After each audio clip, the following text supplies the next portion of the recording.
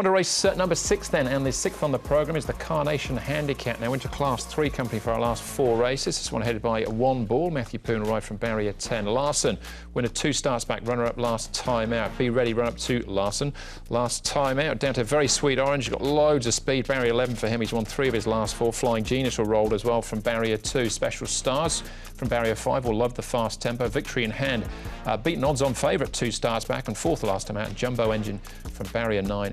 Benso in the saddle. The one thing to probably say about the speed map, Mark, is that One Ball won't lead, but who will? Yeah, poor old One Ball in a good to fast speed. Well, we've got Flying Genius holding the inside, Very Sweet Orange and Larson making a line of 3, but Victory in Hand likes to race on the pace too, so it could be swap Flying Genius and Victory in Hand, King's Eminence, Grateful Heart, and then Day Day, Rich Handsome, Rebel B, Ready, Jumbo Engine, Special Stars, and pull that gap off to poor old One Ball at the end.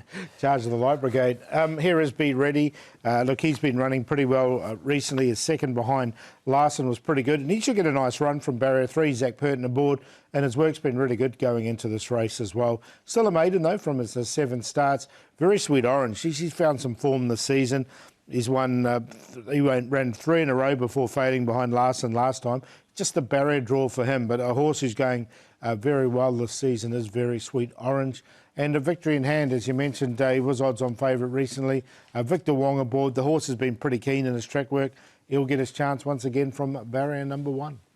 All right, well, a few of these horses have bumped into each other over their last couple of runs. So we'll start off with Larson, finishing 2nd here, along with Special Stars, Jumbo Engine, King's Eminence, and One Ball whipping them in here, Mark.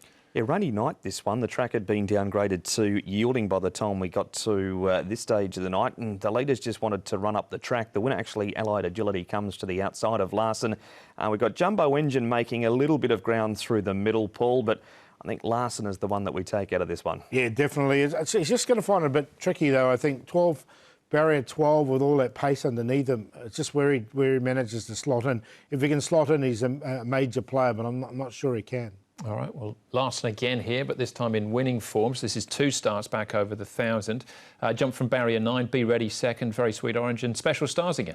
Yeah, so we saw that work from Special Stars earlier on, but look, Very Sweet Orange, this is the one where he did fade out, and this was his last start. Larson ran really nice. He got a good run in the end and hit the line well. And Be Ready, I thought he finished off strongly as well. So I've got both Larson and Be Ready in. Yeah, there's a bit in the favour of Be Ready this week compared to that race. They've swapped round in barriers and there's quite a weight difference on that result we just saw. All right, Flying Genius was pretty prominent in that speed map as well. Big player here. His jockey is Karis Teaton. Karis Flying Genius, he's recently been racing at Sha Tin, but he switches to Happy Valley on Wednesday night. Does that suit him better?